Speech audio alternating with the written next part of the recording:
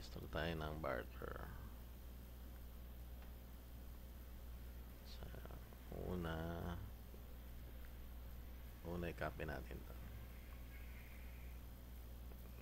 Cut natin yan. Tapos lagyan natin dito sa dito.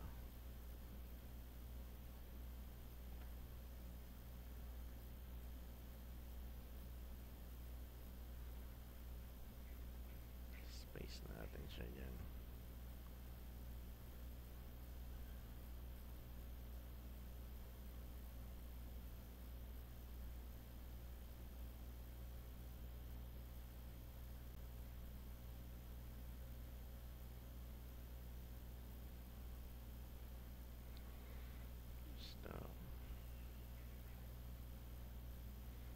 Itong barter installer, double click na natin.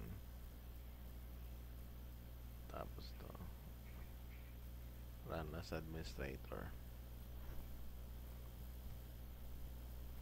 Set up, run as administrator.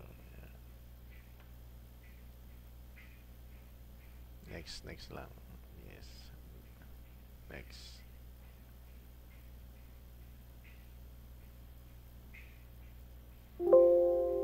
Yes lang tayo.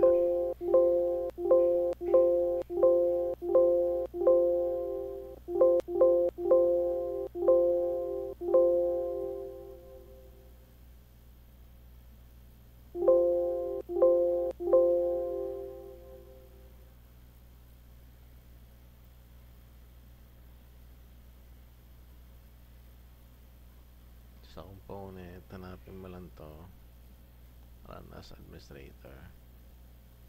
Tapos Jane, run as administrator. Tapos yung reg, run as administrator. Tapos itong forms, yan, right click, run as administrator. Jane register, run as administrator. Tapos yung regbat, run as administrator. Tapos reports, Jane bat uli, run as administrator. Jane register, run as administrator.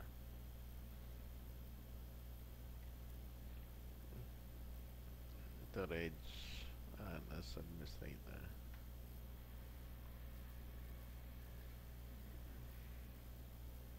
Tapos click mo tong setup, run as administrator to. Next. Tapos ito pilapan mo lang to. And KLG International. Tapos ito temp. Tapos next lang natin. Okay. Tapos dito sa programs, so ito siya,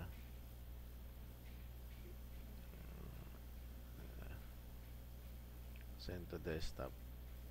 Yan.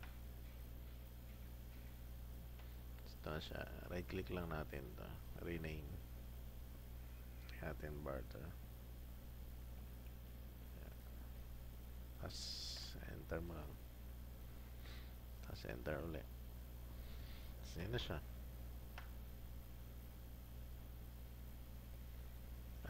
Explorer.